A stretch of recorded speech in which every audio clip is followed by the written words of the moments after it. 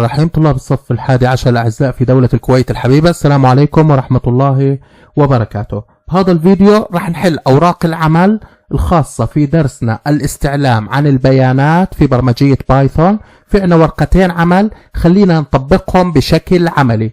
تخيل أول إشي ورقة عمل رقم 6. تخيل معي إنك فاتح ديليفري على معالم الكويت كلها، أبراج الكويت وسوق المباركية وبرج التحرير، وقاعد بتقول للبايثون يا الحبيب نزل لي كل المعالم الموجودة بجدول لاند مارك على الطاولة وبدون فلاتر، بدون أي شروط. فخلينا نشوف كيف نحل هاي الفراغات اللي مطلوبة منا.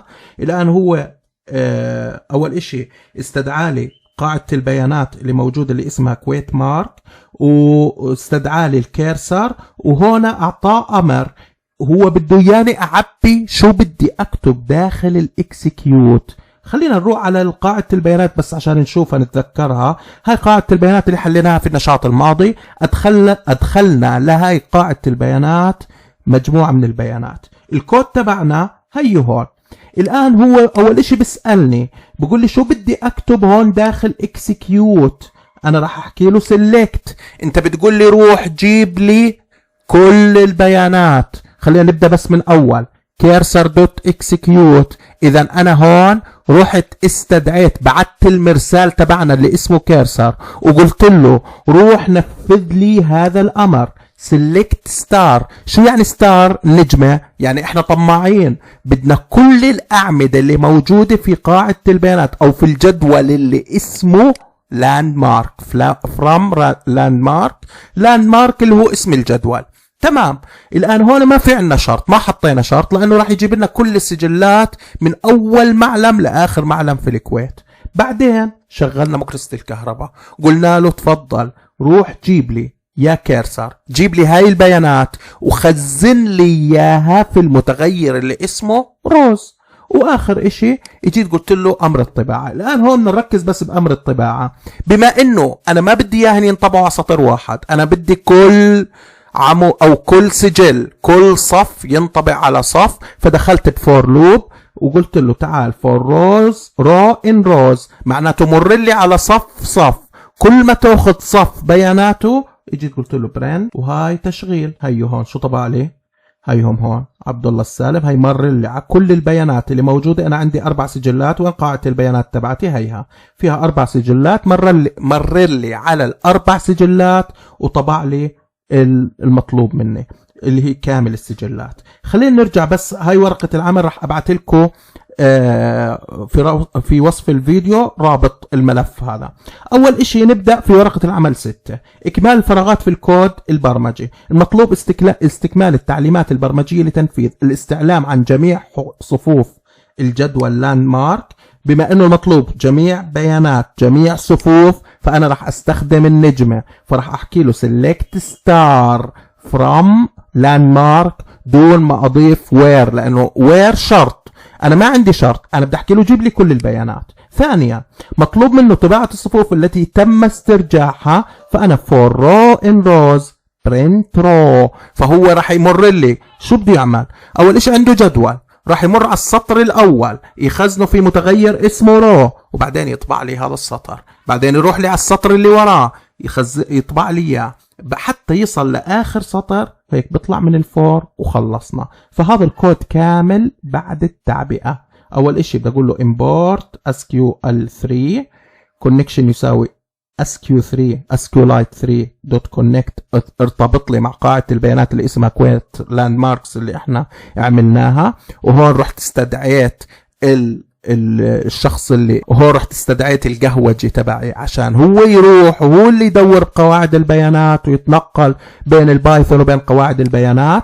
بعدين قلت له روح نفذ لي هذا الامر اللي باستخدام الاس كيو ال select star، روح جيب لي كل الاعمده اللي موجوده في الجدول اللي اسمه لاند مارك.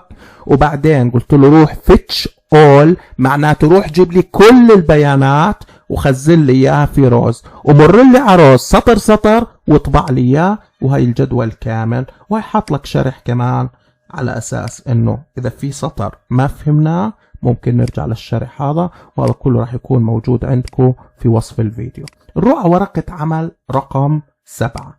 بورقة عمل رقم 7 تخيل معي انك انت طالع جولة بالكويت وبدك تسوي دليل سياحي خاص، بس انت مش مهتم بكل اشي، انت حابب تزور المعالم الثقافية بس، ومش طالب الداتابيز غير معلومتين اللي هي الاسم المعلم وتاريخ وسنة انشائه. يعني شوف هون اول اشي هو طالب مني بس بالاستعلام اسم المنشأ النيم وسنة والسنة اللي هي يير، معناته انا ما بدي احط ستار، بدي احط يير وبدي احط اول اشي نيم بعدين يير.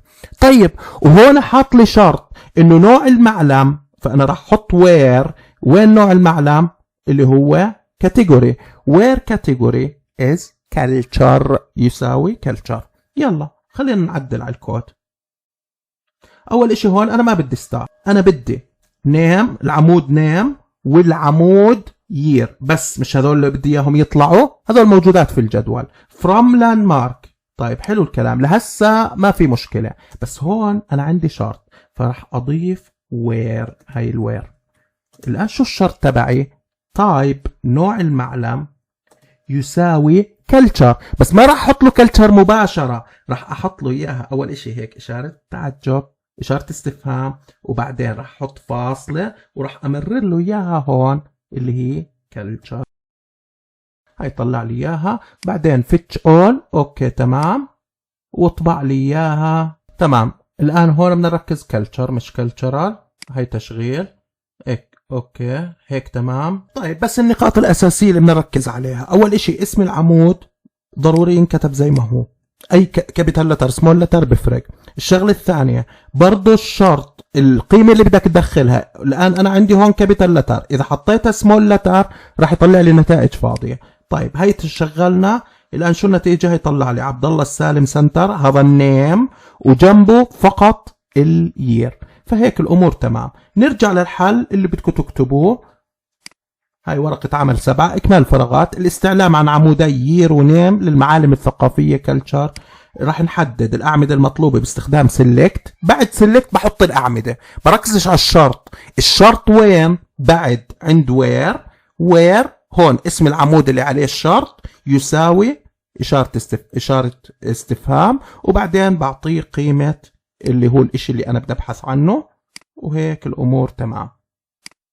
وطبعا هون استخدمت الفيتش اول وخزنتها في ريكوردز، وبعدين مريت على ريكوردز وطبعتها. احنا استخدمنا روز فما بتفرقش كثير، وهذا الكود كامل بعد التعديل، وهذا الشرح برضو بتنزلوه عندكم تقرأوه بالتفصيل، احنا شرحناه بس يعني للعلم تمام. احنا هيك انهينا درسنا، ان شاء الله الفيديو القادم نبدأ في تحديث البيانات. نتمنى لكم التوفيق، والسلام عليكم ورحمة الله وبركاته.